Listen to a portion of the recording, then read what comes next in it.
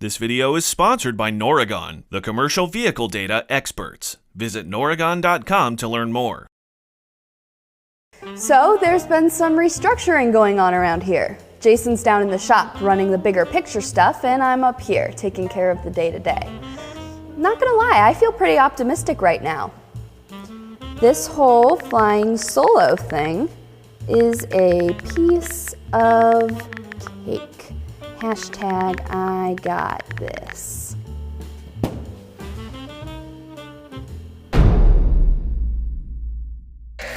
Update, not a piece of cake, and I do not got this. Okay, we're gonna move on to plan B. Looking for a capable, experienced, trusting number 2 to help me run FE data center shop. Hashtag hiring. Now we wait.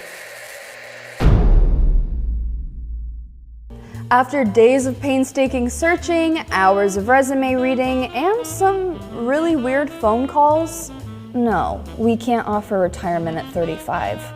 Yeah, we do require pants to be worn. No, not negotiable. We service trucks, not ducks.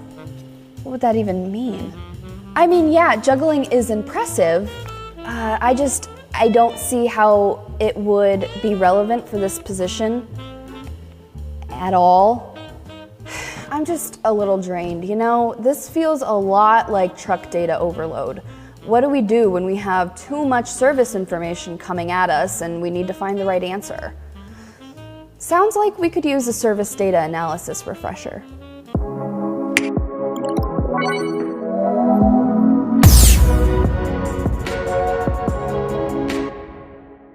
Hi everyone, welcome to FE's Data Center, the series that aims to make truck data approachable. I'm Tess, and right now I'm just barely staying afloat.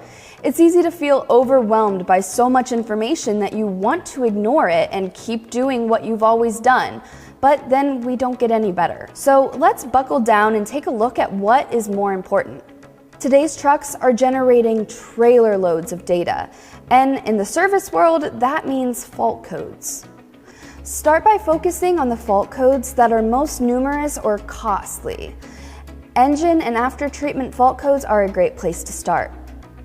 While fault codes are often considered a headache, think of them as puzzle pieces. You have to take the time to step back from looking at them closely and looking at the immediate challenge that you're trying to overcome to see the big truck service picture. What equipment components are taking up the most space on that puzzle's canvas? That's where you can start digging into service data so that you can find a solution to a bulk of your after-treatment service problems. For example, not just fixing one and then fixing the next and then fixing the next without recognizing any pattern could be what's causing the problem. Most importantly, remember that you're not alone when trying to identify your truck service trends through data. You can lean on the industry's service and solution providers, just like we do here at Data Center. So here's Noregon on how we can determine what data sets you need to be paying close attention to. First, fleets should consider their own operations to determine what information will be most valuable to them, based on how and where they operate. Some operational activities to consider include fleet type. Ask yourself, are most of my vehicles used for long haul, local delivery, or is it a mix?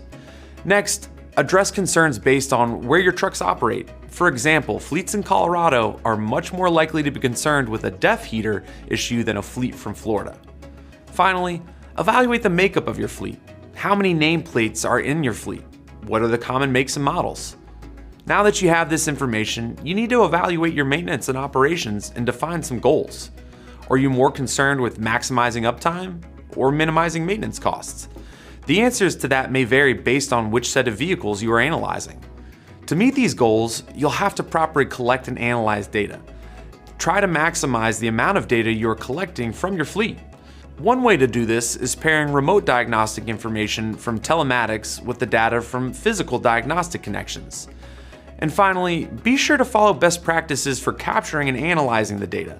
OEMs typically provide guidelines for maintenance and data collection, and organizations like TMC and ASE develop standards for data collection. Follow their recommendations and you'll benefit in the long run. By actively monitoring the most relevant sets of data, you're likely to see an increase of efficiency and profit. That will additionally establish confidence in the use of telematics in fleet maintenance and operations going forward. With so much data comes so much potential and can be the most beneficial resource just as long as you know how to use it. And maybe I can apply this to my job candidate search. Let's see. I'm looking for someone with a year or two experience, data-minded, knows the industry. I think I finally found a potential fit. Her name is Allison, and I'm gonna give her a call today. If all goes well, I could have a new coworker by the end of the week. So, fingers crossed, and I'll see you next time.